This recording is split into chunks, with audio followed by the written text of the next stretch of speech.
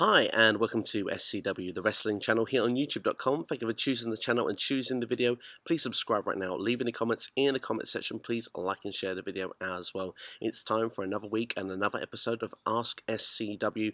Maybe you can get involved and leave a comment in this particular video with the hashtag AskSCW to be answered in the next video. As well as that, you can follow me on Twitter, SCW Wrestling Channel, or at SCW_Steve, and of course you can also follow me on Instagram, SCW the Wrestling Channel, and it's also the same for Facebook as well. So without further ado, we've got a lot of questions to get through this week. Let's get things kicked off with Samuel Decius, and now it's his birthday as well, so happy birthday to you. What's your thoughts on the Finn Balor turning heel? I tell you what, refreshing. It's really refreshing. I was really happy. It was a great way to just close off NXT, because Finn Balor coming back to NXT to begin with a few weeks ago was a shock in itself, and we were led to believe that he would go straight for the NXT Championship, which in one way I was really excited for, but in another way I kind of felt, well, if he doesn't win the belt, then the only way for Finn Balor to go from here is down. He's now looks like he's put himself into a meaningful program with Johnny Gargano going forward, which I think is great for Gargano and is great for Balor. Both at this particular moment could really do with a feud like this, so I'm very happy that this has been put together. And the way it was executed on NXT TV this past week was perfect, because, like I said, we thought that Balor had problems with the Undisputed Era. We see the Undisputed Era in the ring. Ciampa came out, Gargano came out, Balor came out. It almost felt like we were missing one person, and War Games was going to be complete. And I think that's the other thing as well. We knew War Games is the next takeover, was coming up. We thought here, we've got a main event coming up here. All the champions going to be involved on one side with the Undisputed Era, on the other side. And who would have been that last person? And just as it looked like we were perhaps going to, maybe, I don't know, square up, and maybe we could have found out an answer later in the day, Balor just shocked everyone and just turned heel. And the way he did it, the way it was executed with that Pele kick on Gargano was just perfect. And it led to other questions as well, like, was Balor joining the Undisputed Era? It kind of feels like that he quickly distanced himself from them, so it feels like he's going to continue as normal, but just heel Finn Balor.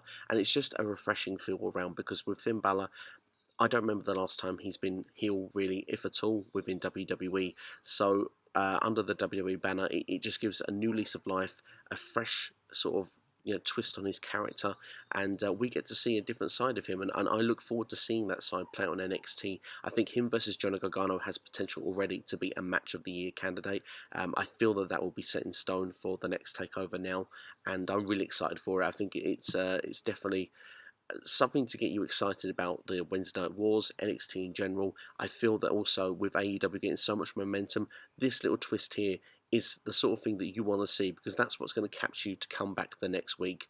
AEW this week didn't have that for me to make me want to. They want me to tune in next week, but if I had to say right now between one or the other, I'm more excited to see what NXT has got on offer, especially with the way that played out. It's those twists and turns that made the Monday Night Wars so exciting back in the day, and this one was done just to perfection, because I think a lot of the time heel turns and face turns, they sometimes feel like a long time coming, and this one was a long time coming, but I don't think anyone saw this coming, and I think that's the big difference. When we see the other ones sometimes play out, we think, finally, we've been begging for this for months, or we could see this coming from a mile away. This one, we didn't quite see that, and I think that's what makes it all the more special. Next question comes from another birthday boy, Daniel Decius. Happy birthday to you as well. How do you feel about WWE always booking heel versus babyface? Interesting question, this one, because it does happen a lot. We do occasionally get it the other way around, where it's face versus face and heel versus heel. But I am a traditionalist. I do believe in the babyface versus heel dynamic. I think my main problem is that sometimes the identification of who is the face and who is the heel is lost, because the audience has their own interpretation, and I think that sometimes that can get lost in the story. WWE seem to struggle with being able to book a strong babyface, and sometimes have trouble booking a strong heel as well, and I think that is where the real problem comes for me in the storytelling. I love the idea of good versus bad. I do like the idea of good versus good as well. Sometimes I don't think we get that enough, and I think that probably is where maybe trying to get out with this question. And I would agree with you, sometimes we do need more face versus face. A split crowd for that is good because we're getting it anyway with face versus heel.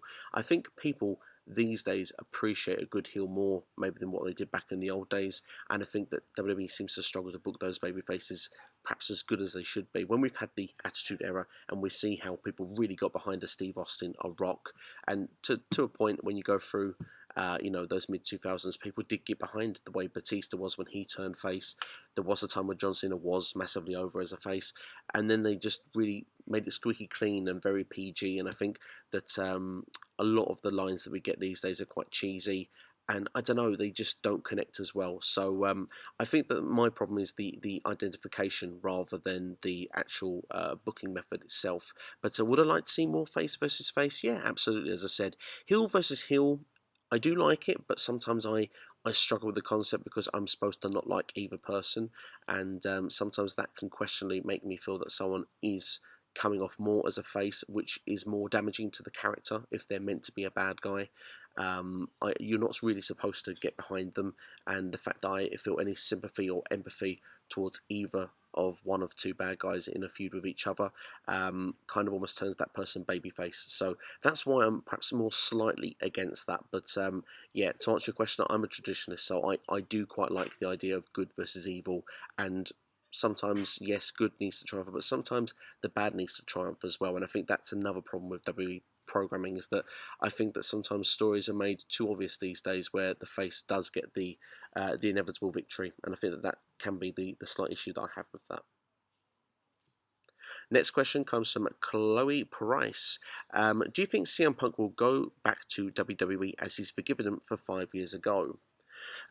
Interesting question. I mean, forgiven, I don't know if that's probably the way to put it, but he definitely says that he's definitely got over it, I'd say. He's definitely seems to be moved forward. He reckons he's matured more.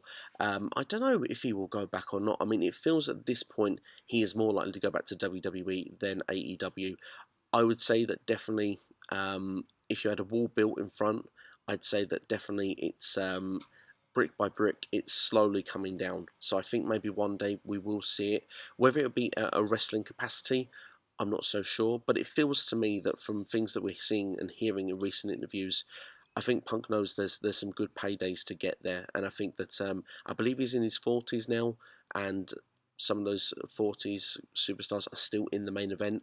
So I think for him, he probably feels that there is an opportunity to make money, and I think he says it's a big bag that would bring him back. Well, for me, if I had to predict it, I would say a Royal Rumble victory, a WrestleMania main event, another championship run, and a lot of money. And I think there would be a chance that, yeah, maybe, just maybe, he could come back. Keeping that one short and sweet for you there, we'll move on to our next question. Austin Whitley asking, Ricochet is my current favourite. Do you ever see him being WWE or Universal Champion? Great question. I'm a big fan of Ricochet as well. My only issue with this question is in the short term, I don't see it happening, no. But of course, you say ever. So, I mean, of course, we have 10, 15 years. Ricochet is still got a long career ahead of him. So never say never. I mean, we have to look at this. Jinder Mahal was WWE champion 2 years ago for 6 months. So, I mean, if he can be WWE champion and he was, a curtain jerker and he's back to being a curtain jerker, then definitely someone of Ricochet's abilities definitely has the potential to be a champion within the company. You may turn around and say that maybe the ideology behind Jinder Mahal's championship run was different, and that's to maybe what Ricochet's would be, yeah, definitely. But at the same time, I believe these days WWE is the brand rather than the superstar. I think that they could book whoever they wanted to be WWE champion if they wanted to, and it's all in the method of the way they book that champion. Guys of a certain size as well, who have been smaller than Ricochet, have been WWE champion or Universal champion, so I don't see why it's not a possibility. My only negativities towards it and why I currently wouldn't book it is simply because I think I'm not a massive fan of him being the Superman lines that have always been given for him, that he's a modern day superhero. I feel it's very cheesy and very corny, I also believe that his mic work does need to improve in WWE, but that can also be the material he's been given. If it's a scripted promo, maybe he's not as comfortable with that. Maybe he's better with bullet points. I don't know. But as an in-ring athlete, definitely all the way. I currently see him as a mid-carder, but yeah, 5 years down the line, who's to say? Never say never. Ricochet one day could be a WWE champion, whether it be on Raw or on SmackDown. Next question comes from Noob and Co. Do you think Asuka will be a major player in the Raw Women's Division than she was in the SmackDown Women's Division? And will Sonya Deville play a huge part in the SmackDown Women's Division? Two questions there, and two very interesting questions. Asuka, I think, is going to get a better run now on Raw. It feels that her and Kairi Sane have had a renewed push now, turning heel as well as the Kabuki Warriors, and it feels as well that a program with Becky Lynch could be imminent for Asuka as well. So I think definitely in the short term, yes, she'll be a bigger player on Raw. I don't know if she is going to be bigger than what she was on SmackDown, and here's my argument for that, is that Asuka was SmackDown Women's Champion. Although she was booked very poorly on that show, she was the champion at some stage. I don't think she's going to be Raw Women's Champion anytime soon, but a lengthy reign as the Women's Tag Team Champions I can see, and I think that she could be in for a stronger booking in her future going forward now.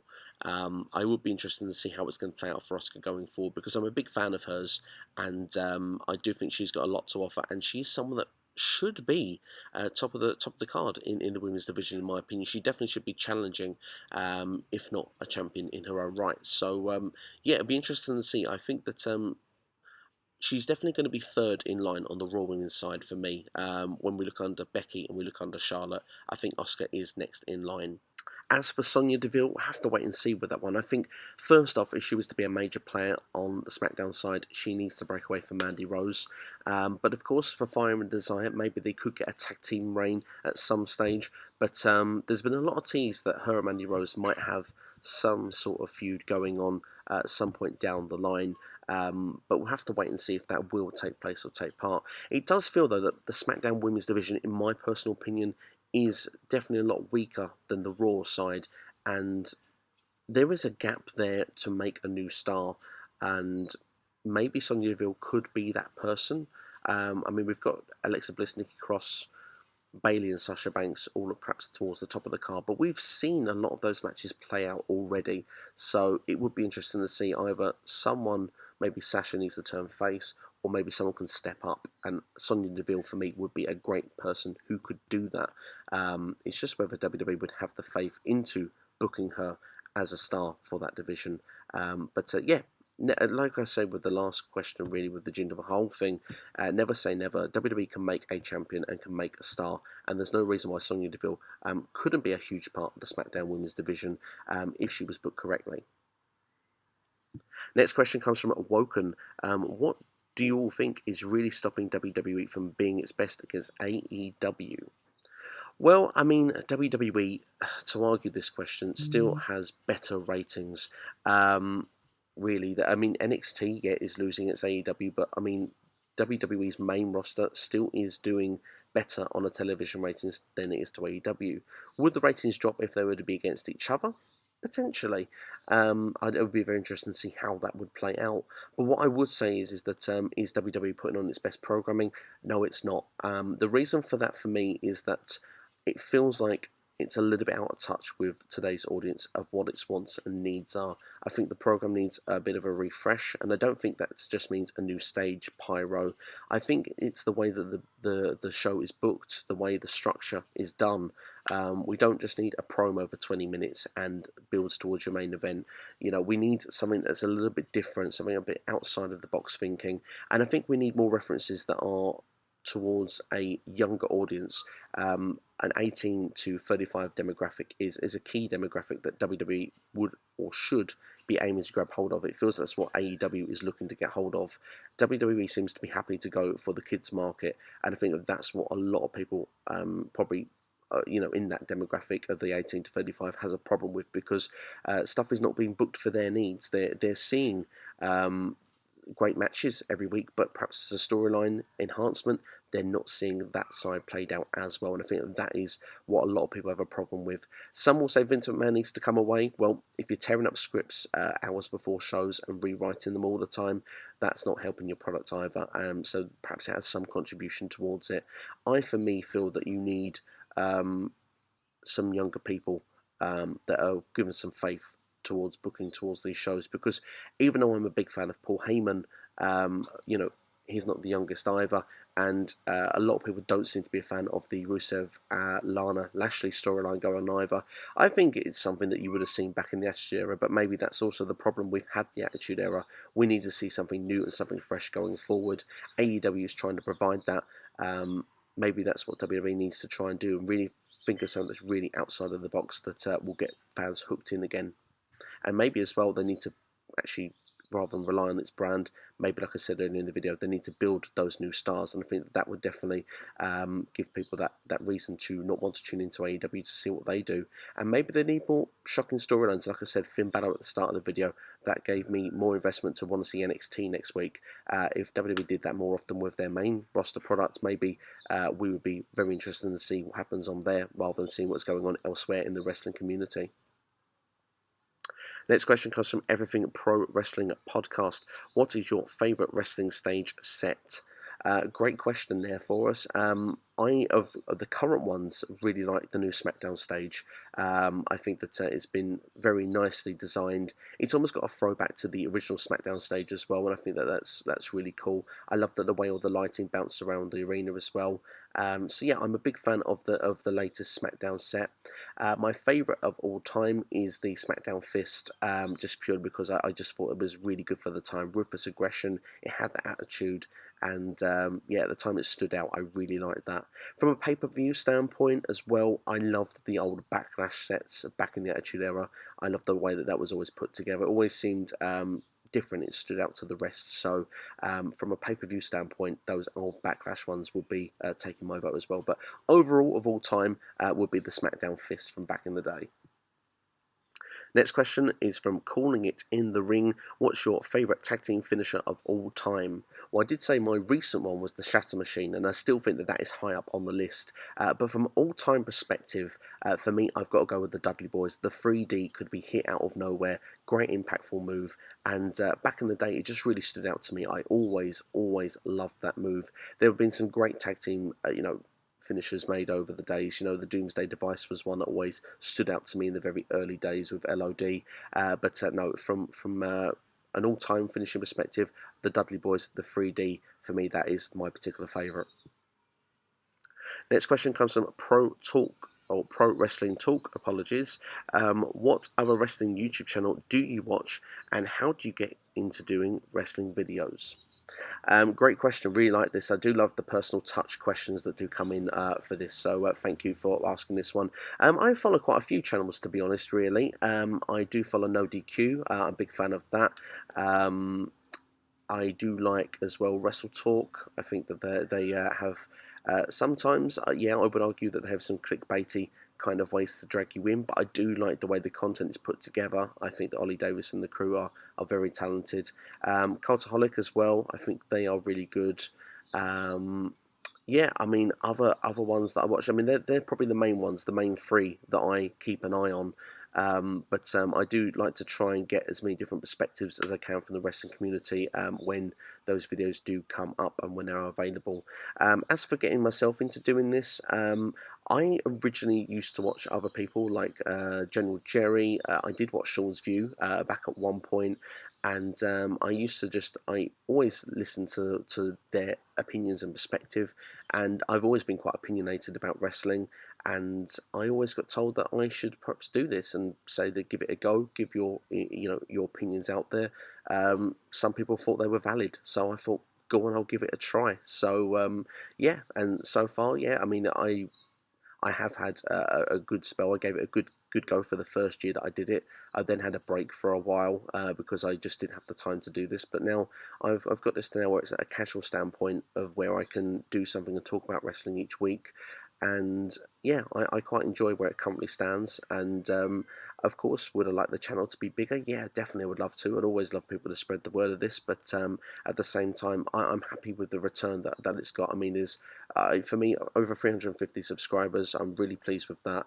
The viewership that's come in, over 90,000 views over the time I've had the channel. I'm really happy with it, and I really appreciate the guys and girls that support the channel. You guys that always put the questions in, I really appreciate it, and yeah, it gives me a purpose and a drive to do this. So yeah, I appreciate it, and yeah, I do enjoy it as well. I like talking about wrestling. I've always been a fan of it, and I've always had, I suppose, a bit of an opinion about it since the early days. Like I say, I knew the concept of wrestling, of the predeterminist from before I even started watching it. So I've always been interested in the storyline perspective, and I think for me, fantasy booking's always been a big thing. I've always enjoyed that, even as a child. Like, I enjoyed the idea of what would I do, how can I, if I didn't like something, how would I make it better and stuff. So that's kind of been my drive and my feeling of what made me get into this a little bit, to express my feelings and stuff on video. And yeah, if you guys like it, then I like it even more. So yeah, that's pretty much what got me into it. Last question comes from the Wyatt Man podcast. How many stomps does it take to get into the Bray Wyatt soul? I like the comedy questions as well. And to quote Mean Girls, the limit doesn't exist. For me personally, it feels that the last pay-per-view was 15 curb stomps, something like this, completely killed Seth Rollins' finisher. So it makes you think that Seth Rollins needs something different to defeat Bray Wyatt. If he's going to at this pay-per-view. Now, I've put my predictions for Crown Jewel on the channel. If you do want to check them out, then it's there for you to check out. And of course, I've done everything based wrestling related on the show. But yeah, it's going to be interesting to see how this match is booked and how it's played out. I personally would have kept away from doing another Rollins and Bray Wyatt match, as I believe a loss for Bray Wyatt is going to damage him even further. It was bad at the last pay-per-view. I think it'd be even worse at this pay-per-view. Even if the reaction from the crowd will not be as bad, I think the Twitter could go completely crazy, depending on how this match is booked. So for me, how many stomps does it take? I'm not sure. But I think he's going to need something different if he's going to beat Bray Wyatt at this particular event. What I will say quickly is, I don't want to give too much away from my predictions of the show. What I will say is that I would not have booked a Falls Count Anywhere match for this event, especially if Seth Rollins is going to keep the belt. And the match can't be stopped for any reason. What if there's a pinfall? I personally would have booked a steel cage match. I know that that was done as a dark match on Raw recently, and for me, the idea of Seth Rollins escaping a cage, effectively running away from Bray Wyatt, protects Bray a lot more than a Falls Count Anywhere match. So it'll be interesting to see if that is actually going to be an actual outcome, or if there's going to be some screwy finish done once again. But that's all from me here on Ask SCW. Thank you for watching as always.